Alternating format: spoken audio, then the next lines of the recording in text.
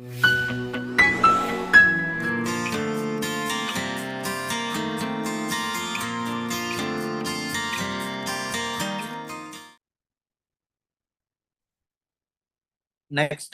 మనం psychological patients లో, mental patients లో ఏం చేయాలన్నది మనం చదువుకున్నాము.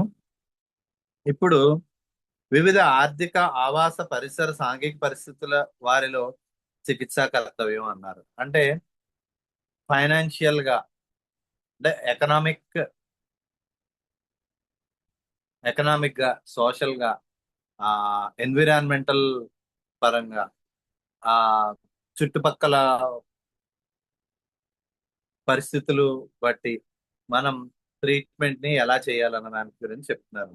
ఒకటి, భోగ విలాసులు అయిన వారు, అరిస్టోక్రాట్స్, బాగా రిచ్ పీపుల్ ఉంటారు కదా, వారికి విపణి వీధిలో కొత్తగా వచ్చిన ఘాటైన మందులను పెద్ద మోతాదుల్లో తమ అనివార్య దీర్ఘరోగాలకు చికిత్స చేయించుకొనుటకు అలవాటు పడి ఉండేదారు అంటున్నారు. సో బాగా ఈ రిచ్ పీపుల్ ఎవరైతే ఉన్నారో వాళ్ళకి బాగా కొత్తగా రకరకాలైన మందులు కొత్తగా మార్కెట్లోకి ఏవైతే కొత్తగా వస్తాయో ఆ మందులు మొత్తం కూడా మ్యాసివ్ డోసెస్ లోని వాళ్ళకున్న ఈ క్రానిక్ డిసీజెస్ కి ట్రీట్మెంట్ చేయించుకోవడానికి బాగా అలవాటు పడిపోతారంట. వారిలో సోరామయజం, సిఫిలిస్ మయజం ఆ రెండు కూడా కలిసిపోయి బాగా రెండు అవినాభావంగా కలిసి పెనగిపోవడంతో తొందరగా మేల్కొని సహజ తత్వ గుణములను విస్తృతపరిచి అమితముగా ప్రకోపించి సున్నితమై అనివార్యమగును అంటున్నారు. సో ఆ రెండు కంబైన్ అయిపోయి చాలా ఎవేకన్ అయిపోయి మొత్తం మయజం మొత్తం కూడా అవి ఆ కాంప్లికేటెడ్ డిసీజ్, ఇన్క్యూరబుల్ డిసీజెస్ లాగా మారిపోతాయంట. అప్పుడు జీవశక్తి తనను ఒకవైపు సహజ వ్యాధి, మరొక వైపు మందుల కృత్రిమ వ్యాధులను తాకుటి చే నలిగి వివిధ ప్రాణావసర ధాతు బలములన్నింటినీ బీభత్సం చేసి నానా రోగ రూపాలు ఎత్తించును అన్నారు.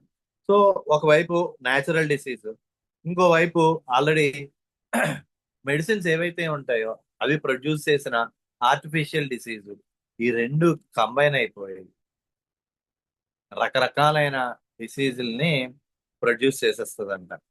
నెక్స్ట్, నీడ పట్టున ఉన్న వారిని సెడెంటరీ పీపుల్ అంటే బాగా అసలు సన్ ఎక్స్పోజర్ లేకుండా ఇంకా అలా రూముల్లోనే ఉండి పగలు రాత్రి రూముల్లోనే వర్క్ చేసుకొని ఉంటారు చూసారా, అలాంటి వాళ్ళకి రోగ నివారణ కాలములో ప్రతిదినము ఆరు బయటి గాలిలో నడువ నియమించవలెను అంటున్నారు. సో వాళ్ళకి కంపల్సరిగా మనకు ఓపెన్ ఎయిర్ లోని వాళ్ళని నడవమని మనం చెప్పాలంట. దాంతో పాటు తన నిత్య విధులు తానే చేసుకున్నట్లు చేయవలేను. ఇది కూడా చాలా ఇంపార్టెంట్. వాళ్ళ వర్క్స్ ఏవైతే ఉంటాయో వాళ్ళ పనులు వాళ్ళే చేసుకోమని చెప్పాలంట. వాళ్ళ పనులు వాళ్ళు చేసుకోకుండా వాళ్ళ పనులు మంచినీళ్ళు తీసుకురండి, ఆ ప్రతిదీ ఇంకా వాళ్ళకి ఏ పని కావాలన్నా సరే వాళ్ళ పనులు చేసుకోకుండా ఆ, అందరి మీద డిపెండెంట్ గా ఉంటారు కదా, వాళ్ళకి ఖచ్చితంగా వాళ్ళ పనిని వాళ్ళే చేసుకోమని మనం చెప్పాలంట. నెక్స్ట్, ధనికుల బిడ్డల పెంపకములో వారికి కావలసినంత ఎక్కువగా లభించు గంధకము వాడుడు జరుగును అంటున్నారు. సో బాగా రిచ్ పీపుల్, రిచ్ కిడ్స్ ఎవరైతే ఉంటారో వాళ్ళని పెంచేటప్పుడు వాళ్ళకి సల్ఫర్ ఎక్కువగా వాడతారంట. ఆ బిడ్డలు దుష్ట స్నేహములతో కూడి ఆత్మనాశనమై అమితమైన బయటపడి ఉద్రేకముతో కూడిన సంభోగ వాసనలను దుర్వినియోగము చేయుదురు అంటున్నారు. వాళ్ళు బాగా ఫ్రెండ్షిప్లు ఏవైతే ఉంటాయో రకరకాలైన వాళ్ళతో ఫ్రెండ్షిప్లు చేసి వాళ్ళ వైటల్ ఫోర్స్ నాశనం అయిపోయి బాగా మోస్ట్ ఎక్సైటబుల్ గా ఉండి ఆ సెక్చువల్ ఇది కూడా ఇదైపోయి దాన్ని కూడా వాళ్ళు ఇచ్చేస్తారంట, దుర్వినియోగం చేస్తారంట. యువత క్రీడలు, సుఖరోగములను అణిచి దుష్ట చికిత్సలు వారి అంతర్గత సోరాను తొందరగా మేలుకొల్పును అంటున్నారు. సో ఏవైతే సెక్చువల్ డిసీజెస్ వస్తాయో వాటికి మళ్ళీ చేయించుకునే ట్రీట్మెంట్లు వాళ్ళు ఆడే ఆటలు అవన్నీ కూడా రకరకాలైనవి, మొత్తం కూడా వాటి వలన ఇంటర్నల్ గా ఉన్న సోర ఎవేకన్ అయిపోద్దంట. రోగి నైతికంగా ఎంత మార్పు చేసుకున్నను శుష్కించి మానవాకృతులు మాత్రమే ఆగును అంటారు. సో అప్పుడు తర్వాత ఎంత చేంజ్ అయినా గానీ మనిషి బాగా తగ్గిపోయి ఇంకా చనిపోతాడంట. సో నెక్స్ట్ గమనిక, అవివా అవివాహిత యువకులు విందులు మానకుండా సంభోగ వాంఛను నిగ్రహింపజాలరు అంట. సో ఫుడ్ ఏదైతే ఉందో ఇది చాలా ఇంపార్టెంట్ పాయింట్ ఏమో, బాగా అర్థం చేసుకోండి. అన్మ్యారీడ్ యంగ్ పీపుల్ ఎవరైతే ఉంటారో వాళ్ళు విందులు మానకుండా ఈ బయట ఫీస్ట్లు అయి ఉంటాయి చూసారా, ఇప్పుడు ప్రతి ఒక్కరు ఇదే పనిలో ఉంటున్నారు. సో అవి మానకపోవడం వల్ల వీళ్ళకి ఆ సెక్చువల్ డిజైర్స్ ని వీళ్ళు కంట్రోల్ చేసుకోలేరండి. అట్టి అమిత సంభోగ వాంఛాపరత్వమే సుఖరోగమయ బీజములు కొరుకుడు సెగలు పుట్టుటకు కారణము అంటారు. సో ఇలాంటి ఈ సెక్షువల్ ఫ్రీడమ్ వల్లనే మనకి సిఫిలిస్ గనోరియా లాంటివి స్టార్ట్ అయ్యాయని చెప్తున్నారు.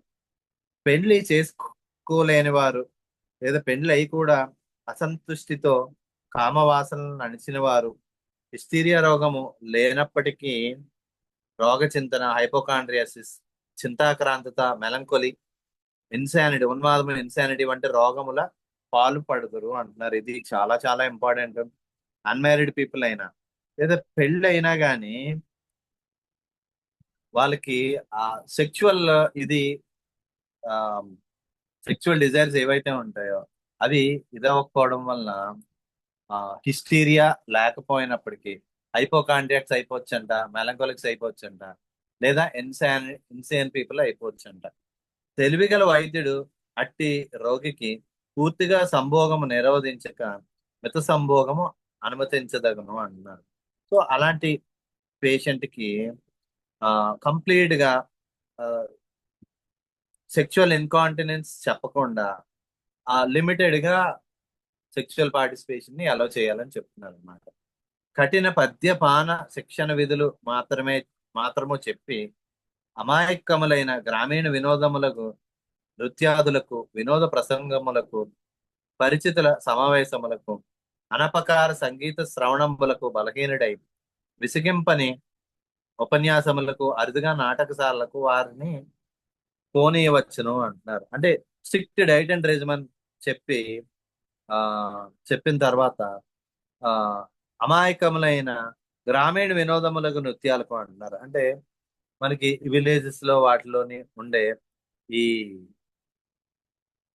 డాన్స్ ప్రోగ్రామ్స్ కి లేదా వినోద ప్రసంగములకు, అంటే కామెడీ, మనకి స్టాండప్ కామెడీస్ అయి ఉంటాయి కదా, అలాంటి వాటికి, పరిచితుల సమావేశములకు అంటే తెలిసిన వాళ్ళు ఆ తో మీట్ అయ్యే మీటింగ్స్ కి, అనపకార సంగీత శ్రవణములకు బలహీనుడై విసిగింపని ఉపన్యాసములకు, అరుదుగా నాటకశాలకు వారిని పోయనీయవచ్చును అంటున్నారు. అంటే హెవీ హెవీ సౌండ్స్ లేకుండా ఆ నార్మల్ గా మ్యూజిక్ కాన్సర్ట్స్ ఏవైతే ఉంటాయో వాటికి పంపించచ్చంట, విసిగింపని ఉపన్యాసాలకు పంపించచ్చంట, అరుదుగా మనకి ఉమ్, నాటకాలు ఏవైతే ఉంటాయో వాటికి కూడా పోనీయవచ్చంట.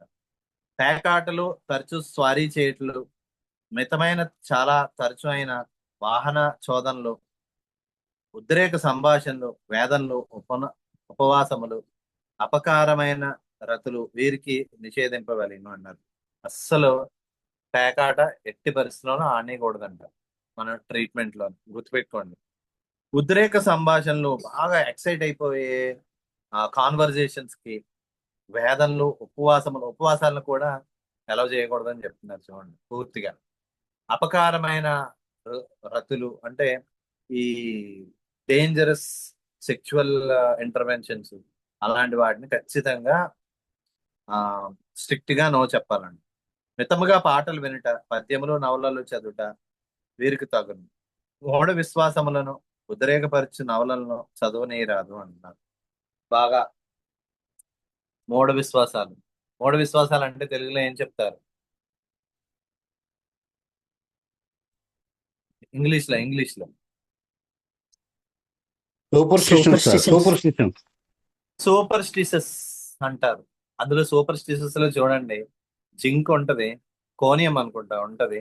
చూడండి అది రెపటరీలోని కోనియం ఉంటది సూపర్ స్టిషస్ లో. ఆ జింక్ కూడా ఉంటది అనుకుంటా. చూడండి ఒకసారి, నాకు సరి గుర్తులేదు, కానీ కోనియం గుర్తు నాకు. ఒకసారి చూడండి. సో అలాంటి వాటిని మనం చదవనీయకూడదంట. అతి సంభోగ పరుల్లో వైద్యుని కర్తవ్యం. బాగా సెక్చువల్ డ్రైవ్ ఎక్కువ ఉన్న వాళ్ళు ఏం చేయాలి? కుటుంబంలో కలతలు రాకుండాను రోగ చికిత్స జరుగు రోగులకు సంభోగచర్య పూర్తిగా నిరోధించరాదు, పూర్తిగా స్టాప్ చేయకూడదంట.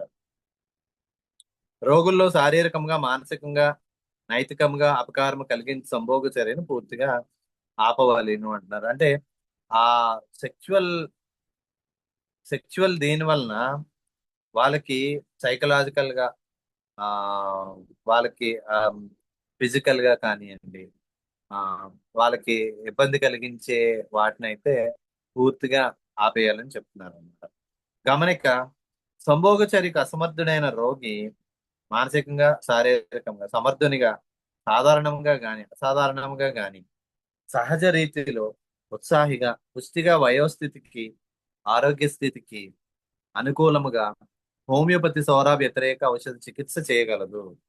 దీర్ఘకాలిక సంభోగ విరమణ రోగి ఆరోగ్య స్థితికి అననుకూలముగా ఉండకూడదు అంటున్నారు. అంటే బాగా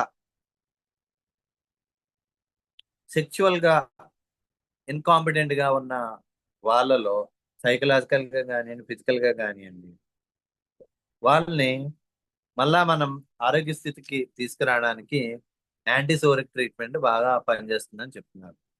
సో దీర్ఘకాలిక సంభోగ విరమణ రోగి ఆరోగ్య స్థితికి అనానుకూలంగా ఉండకూడదు అండి.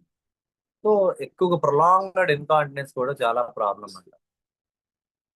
ముష్టి మైథునము వంటి అసహజ దురభ్యాసములు అంతర్గత సౌరాన్ని ముందుగానే మేలుకొల్పి మానసికంగా, శారీరకంగా విపరీత దుష్ఫలితాలకు దారితీయను అంటున్నారు. అంటే ముష్టి మైథునం అంటే మనకి మాస్టర్బేషన్ అన్నమాట. సో మాస్టర్బేషన్ హ్యాబిట్ వాటి వలన కూడా వీళ్ళకి ఇంటర్నల్ సోరా తొందరగానే ఎవేకన్ అయిపోయి ఫిజికల్ గా, మెంటల్ గా చాలా విపరీతమైన దుష్ఫలితాలకు దారితీయను అని చెప్తున్నారు. నెక్స్ట్, కింది తరగతి రోగుల్లో చికిత్సా కర్తవ్యము. అంటే కొద్దిగా బాగా సమాజంలో కింది స్థాయిలో ఉంటారు చూసారా, వాళ్ళకి మనం ట్రీట్మెంట్ ఇచ్చేటప్పుడు ఎలా ఇవ్వాలి? వీరు అందుబాటులో నుండి మందులను పెద్ద పెద్ద మోతాదుల్లో తరచూ వాడుకొందరు అంటున్నారు. అంటే పెద్ద పెద్ద లార్జ్ మ్యాసివ్ డోసెస్ లోనే తరచూ వాడుకుంటారంట. దాని వలన క్రానిక్ డిసీజెస్ చాలా సివియర్ అయిపోతాయంట. కానీ అవి నిజమైన సాగుణ్య వైద్య చికిత్సతో తప్పకుండా పూర్తిగా నయం చేయడం సాధ్యమై ఉండును అంటున్నారు. అంటే ఇందాక మనకు చెప్పారు, బాగా రిచ్ పీపుల్లో ట్రీట్మెంట్కి వచ్చేసరికల్లా వాళ్ళు చాలా కాంప్లికేటెడ్ అయిపోతాయని చెప్తున్నారు. బట్ ఇక్కడ కంపారిటివ్ గా వీళ్ళు రకరకాల మందులు వాడినా గానీ ఆ మన యాంటీసోరిక్ ట్రీట్మెంట్ తోని, మన హోమియోపతిక్ ట్రీట్మెంట్ తో నయం చేయడానికి సాధ్యంగానే ఉంటుందంట. రోగి వార్ధక్యము నివారణకు ఆటంకములు వైద్యుని హితోల్లంఘనములు లేకొనచో వ్యాధి నివారణ సాధ్యమగను అంటున్నారు. అంటే రోగి ఏజ్ బట్టి కానివ్వండి, అబ్స్టికల్స్ టు క్యూర్ ఏమన్నా ఉన్నా కానీ, లేదా ఫిజిషియన్ చెప్పినవి ఫాలో అవ్వకుండా ఫాలో అవ్వకపోవడం కానీ అలాంటి ఏమీ లేకపోతే మాత్రం ఖచ్చితంగా వాళ్ళని క్యూర్ చేయొచ్చు అని చెప్తున్నారు. వ్యాధిని ఎదుర్కొనదగిన శక్తి ఉన్న కార్మికులను, చేతి వృత్తుల వారిని, దర్శకులను, కుటుంబ స్త్రీలను తమ తమ వృత్తులను రోగ చికిత్సా కాలంలో చేసుకొని వచ్చును. సో ఎవరైతే వాళ్ళ వర్క్స్ వాళ్ళు చేసుకోగలిగే వాళ్ళు ఎవరైతే ఉంటారో వాళ్ళని మనం చేసుకోమనే చెప్పాలంట, చేసుకోవచ్చంట ట్రీట్మెంట్ టైంలో. నెక్స్ట్, పండితులు. పండితులైన రోగుల చికిత్సా కర్తవ్యం. బాగా జీనియస్లు ఉంటారు చూసారా, ఇలాంటి వాళ్ళకి సౌర వ్యతిరేక ఔషధ చికిత్సలో ముఖ్యంగా దీర్ఘవ్యాధి తీవ్రముగా ఉండగా ఇట్టి రోగులకు ఆరుబయట తేలికగా వ్యాయామమును వాతావరణం అనుకూలము కానప్పుడు ఇంటి లోపల యాంత్రిక శ్రమను మెదడున గుణాత్మకంగా పరిమాణాత్మకంగా ఆలోచించు శ్రమ కలిగించిన చదువులను వైద్యుడు అనుమతించవలను అంటున్నారు. అంటే యాంటీసోరిక్ ట్రీట్మెంట్ లో మెయిన్ గా క్రానిక్ డిసీజ్ చాలా సివియర్ గా ఉన్నప్పుడు ఇలాంటి పేషెంట్స్ కి అంటే ఇంటలెక్చువల్ పేషెంట్స్ అన్నమాట, వీళ్ళకి ఆ సింపుల్ ఎక్సర్సైజెస్, ఆ ఒకవేళ వెదర్ కనుక అనుకూలంగా లేకపోతే ఇంటి లోపలైనా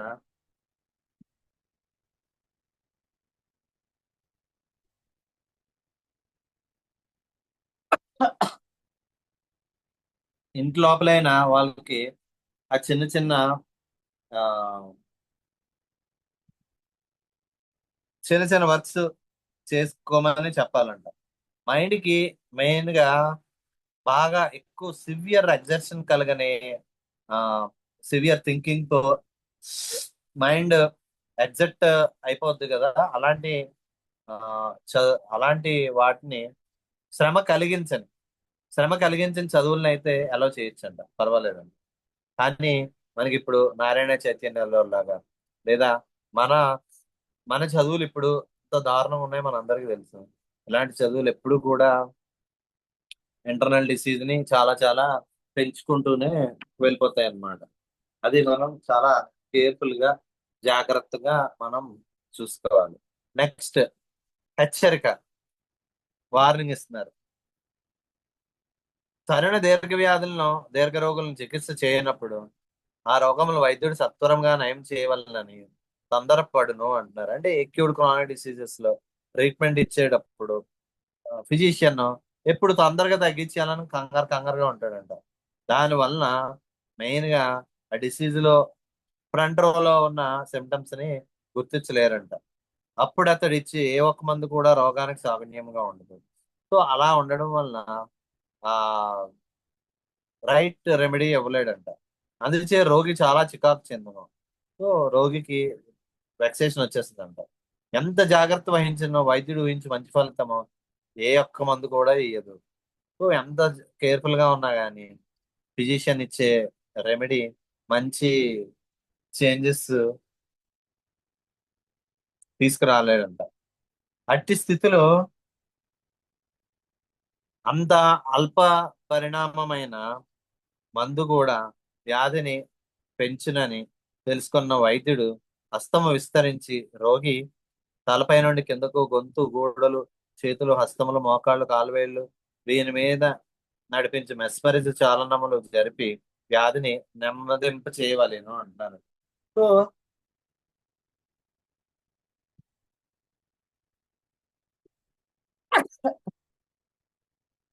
సో పేషెంట్ కి ఏమవుతుందంట, నాకు ఏ మందు పనిచేయట్లేదు, పేషెంట్ యొక్క రియాక్షన్ మనకే డౌట్ వచ్చి ఇంకా నెమ్మదిగా గ్రాడ్యువల్ గా డెత్ వైపు వెళ్ళిపోతూ ఉంటాడంట. అలాంటి పరిస్థితిలోని ఎంత అల్ప పరిణామమైన మందు కూడా వ్యాధిని పెంచునని తెలుసుకున్న వైద్యుడు ఎంత సింపుల్ చిన్న రెమెడీ ఇచ్చినా గానీ అది ఇంకా డిసీజ్ పెంచేస్తుందని తెలుసుకున్న ఫిజిషియన్ మెస్మరిజం లాంటిది చేయాలంట. ఆ పైనుంచి కింద వరకు కూడా మెస్మరిజం చేసి ఆ వ్యాధిని నెమ్మదింప చేయవలెను అంటున్నారు. అంటే ఒక రకమైన మసాజ్ లాంటిది అనమాట, పైనుంచి కింద వరకు కూడా. నెక్స్ట్, తలపై నుంచి కింద వరకు మొత్తం. నెక్స్ట్, సాధారణ రోగులకు అవసరమైన హితములు అంటున్నారు. సో నార్మల్ పేషెంట్స్ కి మనం చెప్పాల్సిన ఇవి ఏంటిది, చే- దుస్తుల ధారణలో కర్తవ్యం. మనం చూడండి అన్ని ఏది వదలలేదండి, ప్రతిదీ చెప్పారు. మనం దురదృష్టం కొద్దీ మనం ఈ పుస్తకాన్ని అసలు చదివిన వాళ్ళే లేరు. చూడండి, దుస్తుల ధారణలో కర్తవ్యం. శీత బాధ నుండి రక్షించుకొనుటకు ఎదురు రొమ్ముకు తొడిగిన లోపలి ఉన్ని చొక్కాను ఒక్కసారిగా విడిపింపకూడదు అంటున్నారు. అంటే ఈ వెంటర్ కి లోపల ఏదైతే వేసుకుంటామో అండర్ గార్మెంట్ ఏదైతే ఒక్కసారే తీసేయకూడదంట.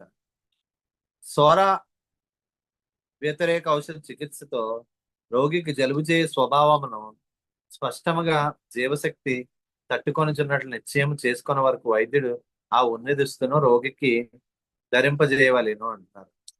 అంటే జనరల్ గా ఇక్కడ మామూలుగా మనకి ఏం చెప్తారంటే స్ట్రైట్ అవే మనకి ఉలెన్ క్లోదింగ్ ని అసలు వేయకూడదు అని చెప్తారు అనమాట. సో ఇప్పుడు పేషెంట్ అలా వేసుకున్న పేషెంట్ వచ్చారు, వాళ్ళకి ఒక్కసారి మనం ఆపేమని చెప్పకూడదు. అలాగా నెమ్మదిగా అది ఆ అండర్ గార్మెంట్స్ కి ఉన్ని గుడ్లకు బదులుగా బలహీనుడైన రోగిచే నూలుగుడ్డ చొక్కాలను తొడిగింపజేయవలెను అంటారు. అంటే కాటన్ గార్మెంట్స్ ని వేయించాలండి. నూలుగుడ్డ చర్మమును రుద్దుకొని చిరువేడి పుట్టించును కనుక ఆ తరువాతనే లోపలి ఉన్ని చొక్కా ధరించు రోగిని నూలు చొక్కాకు మార్చుతగను అంటారు. సో ఆ నెమ్మదిగా ఆ లోపల ఉలెన్ ఏదైతే వేసుకుంటారో వాళ్ళు నెమ్మదిగా తగ్గించాలంట, మార్చాలంట నూలు చొక్కాకి నెమ్మదిగా. సహజ ఆరోగ్య రక్షణ గాలి వెలుతురు ప్రసరించు వదిలైన నూలు వస్త్రధారణే మంచిది.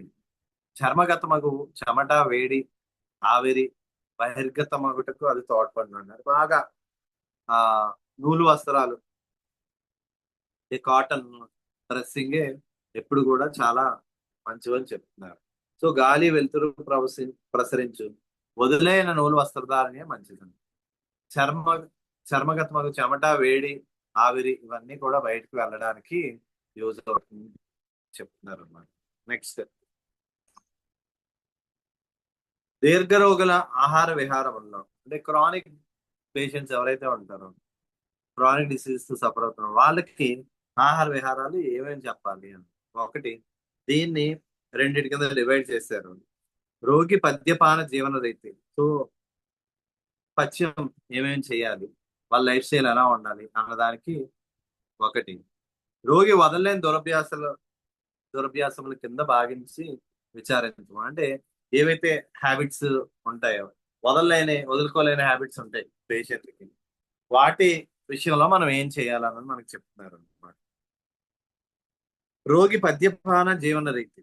సాగుణ్య వైద్యుడు రోగిని వ్యక్తీకరణ చేసినట్లే అతని పద్యపాన జీవన రీతిని కూడా ఈ కింది గుర్తింపులతో వ్యక్తీకరించి ఔషధ చికిత్స చేయవలేను అంటున్నారు. అంటే ఫిజిషియన్ చేయాల్సింది ఏంటంటే, మనం కేసుల్లోనే ఎలాగైతే ఇన్విజిలైజేషన్ చేస్తున్నాము అలానే డైట్ అండ్ రెజిమన్ లో కూడా మనం అలానే ఇండివిజువలైజ్ చేసే డైట్ అండ్ రెజిమన్ చెప్పాలండి. ఫస్ట్, రోగికి అలవాటైన ఆహార పానీయ జీవన రీతుల్లో ఇతని రోగ నివారణకు ఆటంకములకు వారిని గమనించి వైద్యుడు వాటిని తొలగించవలను అంటారు. అంటే ఎగ్జాంపుల్ చెప్తాను. ఇప్పుడు ఫర్ ఎగ్జాంపుల్, ఇప్పుడు ఆస్థమాటిక్ పేషెంట్లు ఉంటారు, కోల్డ్ క్యాచింగ్ పేషెంట్లు ఉంటారు. వాళ్ళని రోజు ఐస్ క్రీములు తింటూ లేదా కూలింగ్ వాటర్ తాగుతూ లేదా ఫ్రూట్స్ అవి తింటూ పెరుగు మజ్జిగ బాగా తీసుకుంటూ ఉంటే వాళ్ళకి ఖచ్చితంగా తగ్గదు. సో మనం వాళ్ళకి ఖచ్చితంగా మనం చెప్పాల్సి ఉంటుంది. వాటిని మనం ఖచ్చితంగా రిమూవ్ చేయించాలి.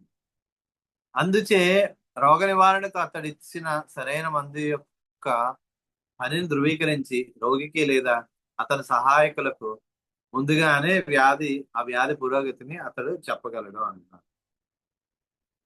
సో ఇవన్నీ డైట్ అండ్ రెజిమన్ మనం కరెక్ట్ గా చెప్పినప్పుడు డిసీజ్ యొక్క ప్రోగ్నోసిస్ అది కూడా చాలా కరెక్ట్ గా ముందే చెప్పగలరు అన్నమాట ఫిజిషియన్. డాక్టర్ హ్యాన్మెన్ గారు, ఏ రోగి అయినా తన వ్యాధి నుండి విముక్తిని నిజంగా కోరుకున్న వాడైనచో సర్వప్రాకృత ఆహార అవసరములతో నుండి రాజుగారి విందులో సైతము తనకు నియమించిన భోజ్యములు తాను చూడగలడు అని నుడివెను అంటున్నారు. అంటే ఈవెన్ రాజుగారిచ్చే ఫీస్ట్ లో కూడా డైట్ అండ్ రెజిమన్ చేస్తూ తినగలడు అని చెప్తున్నారు అనమాట. అంటే అంటే మనం ఇక్కడ డైట్ చెప్పగానే అందరూ భయపడిపోతూ ఉంటారు, అమ్మో ఎలాగా అని. కానీ ఈవెన్ రాజుగారు ఇచ్చే విందులో కూడా మనం చెప్పిన డైట్ తినగలిగే ఆ డైట్ ను ఫాలో అవ్వే ఫుడ్ ఐటమ్స్ కూడా అందులోనే ఉంటాయి. వాటిని కూడా చాలా ఇష్టంగా ఆయనకి తగ్గించుకోవాలని కోరుకున్న పేషెంట్ ఎవరైతే ఉంటారో వాటిలోని కూడా తను తినగలిగే ఫుడ్ ని ఐడెంటిఫై చేసుకొని తినగలుగుతాడని చెప్తున్నారు అనమాట. ఇట్లా అన్నిట్లో ఏదో సాకులు చెప్పి వైద్యుడు చెప్పిన విధులు రోగి వీలైనంత వరకును ఉల్లంఘించకుండా అనుసరించు సహకరించవలనని సూచించుడుగా తలంచవలేను అంటున్నారు. అంటే ఇలా ఎందుకు చెప్తున్నారంటే, ఫిజిషియన్ కి పేషెంట్ ఏదో ఒక వంక చెప్పేసి అమ్మో నాకు ఈ రోజు పచ్చయం చేయడానికి కావలేదు ఏదో ఒకటి చెప్పి తప్పించుకునేటట్టు కాకుండా మీరు బాగా నేను చెప్పిన దాన్ని ఫాలో అయితే ఖచ్చితంగా తొందరగా తగ్గిపోద్ది ఈజీగా అని అర్థం అవుతుందంట అని మనం పేషెంట్ కి నచ్చజెప్పి ఆయన ఫాలో అయ్యేటట్టు చూసుకోవాలని చెప్తున్నారు అనమాట. నెక్స్ట్, ముఖ్యంగా మొండిగా వెంటాడు మయజంతో వచ్చు దీర్ఘవ్యాధుల చికిత్సతో ఈ క్రింది అంశములు వైద్యుడు గమనించి తగిన సలహా ఇవ్వాలని అంటారు. బాగా బాగా క్రానిక్ గా చాలా మొండిగా వెంటాడే మయజమ్స్ తో వచ్చే క్రానిక్ డిసీజెస్ లో ఈ కింద విషయాల్ని బాగా గమనించి చేయాలంట ట్రీట్మెంట్. ఏంటిది అది? మానసికముగా శారీరకముగా రోగ స్థితిని వైద్య నియమాలకు ఎంత సాధ్యముగా ఉన్నదో శైశవ బాల్య యౌవన వార్ధక్య అవస్థల్లో రోగికి గల బలము లేదా బలహీనత, రోగి పలు జీవన రీతులు, పేదతనము, శ్రమతో నుండి చేతి వృత్తులు, వ్యవసాయము, నేడపట్న చేయు పనులు, కమ్మరము, వడ్రంగము లేదా ఐశ్వర్య సుఖభోగములు, దొరతనము, కుటుంబ వ్యాధులు వంటివి రోగం మీద ఎట్టి ప్రభావం చూపుచున్నవో ఊహించవలేను అంటారు. అంటే అన్ని ప్రతిదీ బాగా అబ్జర్వ్ చేయాలని చెప్తున్నారు. ఏంటిది? మెంటల్ గా, ఫిజికల్ గా ఆ డిసీజ్ యొక్క స్టేట్ ఏదైతే ఉందో ఆ స్టేట్ ని మనం ఆ మనం ట్రీట్ చేసే ప్రిన్సిపల్స్ కి ఎంతవరకు అది మనం చేయగలమా, సాధ్యంగా ఉందా అన్నది మనం ముందే అర్థం చేసుకోవాలని చెప్తున్నాను. నెక్స్ట్, ఇన్ఫాన్సీ, చైల్డ్హుడ్, మళ్ళా యంగ్ స్టేజ్ లేదా ఓల్డ్ స్టేజ్, ఈ అన్ని స్టేజ్ల్లోని రోగికి ఉండే స్ట్రెంగ్త్లు లేదా వీక్నెస్లు అవన్నీ కూడా తెలుసుకోవాలని చెప్తున్నారు. రోగి యొక్క లైఫ్ స్టైల్స్ మళ్ళా ఆ పూర్ గా ఉంటారు కదా, ఆ అవి లేదా వాళ్ళు చేసే వర్క్స్ అవి ఏంటి, బాగా ఫిజికల్ బాగా ఎగ్జర్షన్ తో చేసే ప్రొఫెషనా, వాళ్ళ ఆక్యుపేషనా, లేదా ఫార్మింగ్ చేస్తారా, లేదా ఈ కమ్మర్ పనులు ఏమైనా చేస్తారా, వడ్రంగము అంటే కార్పెంటరీ వర్క్ లా ఇవన్నీ, లేదా ఐశ్వర్య సుఖభోగములు బాగా రిచ్ పీపుల్ అయ్యండి ఆ రిచ్ గా ఉన్నారా, లేదా దొరతనము అంటే బాగా ఆ ఊర్లో పెద్దవాళ్ళు ఉంటారు కదా అలాంటి వాళ్ళ, లేదా వాళ్ళ ఇంట్లో ఉండే సమస్యలు ఏవైతే ఉన్నాయో అవన్నీ కూడా ఈ పర్టికులర్ పేషెంట్ యొక్క డిసీజ్ మీద ఎలాంటి ప్రభావం చూపిస్తుందో మనం ఊహించాలని చెప్తున్నాను. ముఖ్యంగా కింది తరగతుల్లోని కాయకస్త జీవులు దీర్ఘవ్యాధులకు చికిత్స జరుగుతున్నప్పుడు వారికి అతి కఠిన పత్యపాన జీవన రీతులు విధింపరాదు. అంటే ఎవరైతే బాగా వర్క్ చేసుకొని ఉంటారో, బాగా పూర్ గా ఎవరైతే ఉంటారో, ఎప్పుడు ఎగ్జర్షన్, ఫిజికల్ ఎగ్జర్షన్ చేసుకుంటూ ఉంటారో వాళ్ళకి మరీ స్ట్రిక్ట్ డైట్ అండ్ రెజిమెన్ చెప్పకూడదంట. విధించనుచో దీర్ఘవ్యాధులు నయము కావు అంటున్నారు. దీర్ఘవ్యాధి చికిత్సలో వీధులు భుజించి ఉప్పు రొట్టె, కొత్త జొన్ను, కొంచెం ఆలుదుంప పిండితో అంబలి ఇవి వారి వ్యాధి నివారణ ఆటంకించు. క్రానిక్ డిసీజ్ ట్రీట్మెంట్ లో వాళ్ళు తినే ఫుడ్ ఏదైతే ఉంటుందో వాటి వల్ల ఆ క్యూర్ ఏవి అయిపోదని చెప్తున్నారు. వారికి మసాలాలతో ఉల్లిపాయను తక్కువ తిండి తిన్న కడుపు ఉన్నప్పుడు మిరియంను వాడకూడదు అంటున్నారు. సో ఆ మసాలాలతో ఆనియన్స్ లేదా తక్కువ ఫుడ్ తినేటప్పుడు మిరియాలు అలాంటివి వాడకూడదు. నిజమునకు తాగుని ఔషధ చికిత్స మీదనే ముఖ్యంగా ఆధారపడేవాళ్ళు. పచ్యపానములు సహేతకముగా ఆచరణీయములుగా ఉండవలేను అంటారు. అంటే మెయిన్ గా ట్రీట్మెంట్ మీద ఎక్కువ డిపెండ్ అయి ఉండాలి. మరీ స్ట్రిక్ట్ గా ఈ పచ్యాలు అవి బాగా చెప్పేసి అవి వాళ్ళు చేయగలిగేటట్టే ఉండాలి తప్ప మనం వాళ్ళు చేయలేని వాటిని బాగా కఠినంగా విధించేసి వాళ్ళు చేయక దానివల్ల ఇదైపోకూడదు అని చెప్తున్నారు. వదలని దీర్ఘ వ్యాధుల్లో జీర్ణకోశ బాధల్లో తప్ప తదితరములందు పచ్చిపానములు కొంతవరకే నియమింపదగును అంటున్నారు. అంటే బాగా సివియర్ క్రానిక్ డిసీజెస్ వాళ్ళు వదలకుండా ఉన్న వాటిలోని, లేదా గ్యాస్ట్రిక్ డిజార్డర్స్ అలాంటి వాటిలోనే పచ్యాలు చాలా ఆ ఎక్కువగా చెప్పాలని చెప్తున్నారు. గమనిక, సాగుని ఔషధ చికిత్సలు సాధారణ రోగములలో ఔషధ ప్రభావములు కలిగిన వర్జనీయ పదార్థములు. అంటే ఏ వాటిని మనం ఖచ్చితంగా మస్ట్ అండ్ షుడ్ గా వదిలేయాలి అన్నవి మనకి చెప్తున్నారు అనమాట కింద. ఆనియన్స్, మిరియాలు, పెప్పర్మెంటు, స్వీట్స్, నస్యము వంటి నాసికాగ్రణములు, ఇన్హేలర్స్, మాదక ద్రవ్యాలు. మాదక ద్రవ్యాలు అంటే ఏంటి? డ్రగ్స్. మళ్ళా మంచుగడ్డతో కూడిన తినో బాండ్ మాస్ అంట, అదేంటో తెలియదు. అలాంటివి, స్పైర్ డ్రాప్లు, అత్తర్లు, పౌడర్లు, సుగంధ ద్రవ్యములు ఇలాంటివన్నీ మానేయాలండి. దంతధావన చూర్ణము అంటే మనకి, దంతధావన చూర్ణం అంటే ఏంటి చెప్పండి?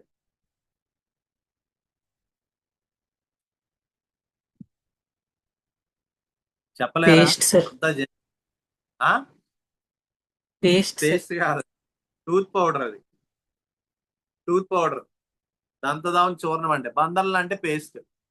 ఆ పేస్ట్లు, మళ్ళా హోమ్ రెమెడీస్, మెయిన్ గా ఔషధ ప్రభావ ద్రవ్యములు, ఇవన్నీ కూడా ఖచ్చితంగా మస్ట్ గా ఆపించేయాలని చెప్తున్నారు అన్నమాట. నెక్స్ట్, ఇది మళ్ళా ఎల్లుండి నుంచి చదువుకుందాము. ఆ ఇంకా చాలా ఉంది, ఇది నెక్స్ట్ చదువుకుందాము. సో ఇది చాలా ఇందులోనే ఏ కండిషన్స్ లో మనం ఏ డైట్ అండ్ రెజిమెంట్ చెప్పాలి, వాళ్ళు ఏం చేసేటట్టు చెప్పాలి అన్నది, దాని గురించి మనకి చాలా అద్భుతంగా చెప్పారు. ఇవన్నీ కూడా మనకి మార్గదర్శకాలు. మనం ప్రాక్టీస్ లో మనం ఏం చేయాలి అన్నదానికి ఇవన్నీ కూడా మనకి ఉన్నాయి. ఓకే, సరే. అయితే ఇంతటితో క్లాస్ క్లోజ్ చేస్తున్నాను. మళ్ళా రేపు